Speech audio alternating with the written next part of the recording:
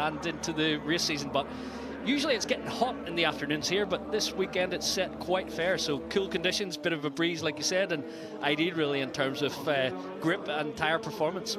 Yeah, still t-shirt weather, that's for sure. As we just saw there, a little wave from David Alonso, who was fastest this morning by some considerable distance. Turned 18 yesterday, Alonso. Not often in Moto3 you see a rider leading by a second over the rest of the field. Phenomenal. 1 second advantage. He's right in the crest of a wave. Very confident and dominant in the way he's approaching his weekend. To start FP1, lead by 1 second. It just makes your rivals think he's got something in the pocket this weekend. There was a raise of the eyebrows there from David Munoz. Watch out, everyone. David's got speed here in Jerez. He was second quickest earlier on. Ivan Ortola, fourth in the championship, and was fifth quickest earlier. I suppose when you look at the championship standings heading into this one, Danny Holgado leads 2 points clear of David Alonso, and then there's quite a big jump back to Joel Kelso. Now, normally you would look at that and think 3 races max, perhaps that doesn't tell the whole tale of the season, but it really does. Holgado and Alonso do look already this early on like a cut above the rest. Exactly, 2 wins to Alonso, just missing out on the podium. Consistency, again, a win for him and 2 second places, so they are quite an advantage at the top of the standings over Kelso. Ortola, obviously the indiscretion, the crash out in Texas, and no points takes him a little bit adrift in terms of the championship race, but there's a long way to go. I did think Jose Antonio Rueda would be a championship challenger, and obviously the burst appendix and missing the points haul in Texas has hurt him, and he's all the way down in 7th. So yeah, with a DNF in Qatar as well, not how he wanted to start his campaign. No, declared fit, we understand, but not out this morning, Jose Antonio Rueda. So we wish him all the very best, although at the moment his name is appearing on our screen, so we'll see if he fancies a play out this afternoon. The green flag waves at the end of pit lane, and one of the first to head out here is number 36, the reigning Red Bull rookie and junior world champion, Angel Piqueras, who was on the podium last time out in Austin, and I very much doubt that'll be the last time we see him on there this year. Yeah, we're going to see a lot from Angel Piqueras, a talented kid with a bright future ahead. Many tipping him for a championship tilt at Moto3, maybe even this year, but I think it's a bit of an ask for a rookie, although he is a special talent. So a podium in his 3rd ever GP, and yeah, with the right squad, the reigning world champions in Leopard Racing. So yeah, a good sort of debut for him. Obviously coming into the season injured with the back injury he picked up in a karting incident. Put him on the back foot a little bit in Qatar and Portimao, but then podium in Texas, that was a bit special. Here is your championship leader then, Danny Holgado, as Michael just pointed out, the 18-year-old.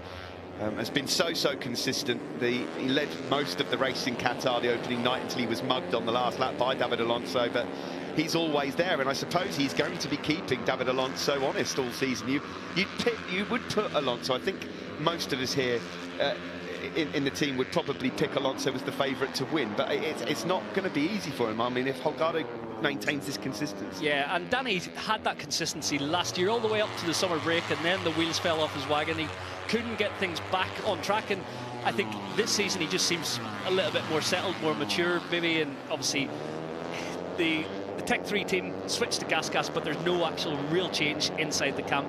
Good people around him, Hervé Poncharal at the helm.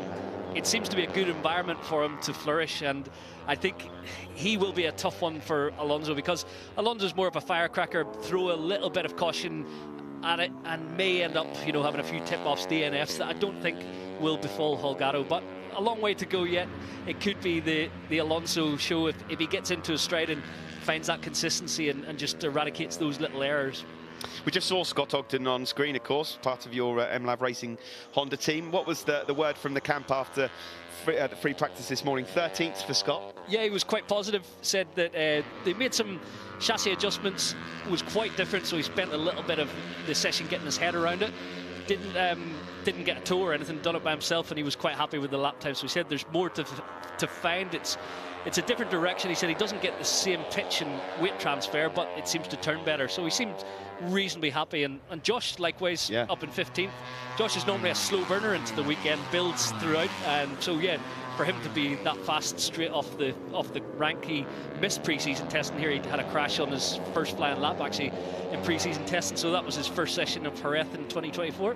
Yeah, there you can see the wet tyres are in, and that's normally a sign that there's going to be no action here for Jose Antonio Rueda, unfortunately. Oh, what a shame for him. The burst appendix, then no points in Austin, and it's looking very much like maybe no play at all in Jerez as well. Yeah, that's a shame. Obviously, he was deemed fit, so we did expect to see him put some laps in today, but whether it is maybe the wound, perhaps, I'm not sure what would be, 10 days on from surgery after a burst appendix. I'm not sure on the recovery time. I believe it's relatively short if it's a standard procedure. I know if there's complications, it can be a lot more serious, but yeah, we'll have to try and get the word from Akiyeo and see what's up with his charge. We saw, of course, back in Austin, David Alonso spent sort of a large portion of the race sort of on his own for most of it, and it can happen over in Austin. It was a bizarre Moto3 race and quite a high rate of fallers as well. We're not going to see that here, I don't think, in Jerez. I mean, this is a fabulous Moto3 circuit, and normally there's a big group, isn't there? Yeah, usually it is a bunch race around here.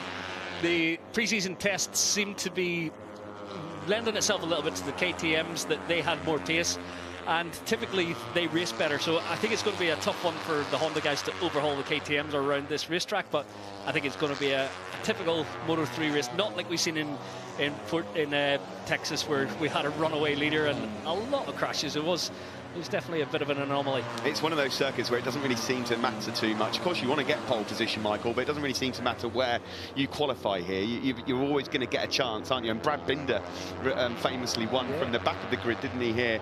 What was it, back in 2016? But it is one of those circuits where there are plenty of overtaking opportunities on a Moto3 bike. Yeah, you've got a lot of passing potentials around this racetrack, so this is one you roll around the outside and tip them up the inside into turn 5, as I think Josh is about to do on Noah Detweiler. He does. So yeah, you can use the draft on the run off those corners. You're getting a little bit of slipstream as the bike's at lean angle, and yeah, you can steal the line away on the direction change, but also you've got overtaking opportunities on the brakes into the last corner, into the Danny Pedrosa corner. So yeah, despite being a small racetrack, it does offer up a lot of opportunity. David Alonso broke the all-time lap record earlier on with his 44.590. So that time top just on the left there from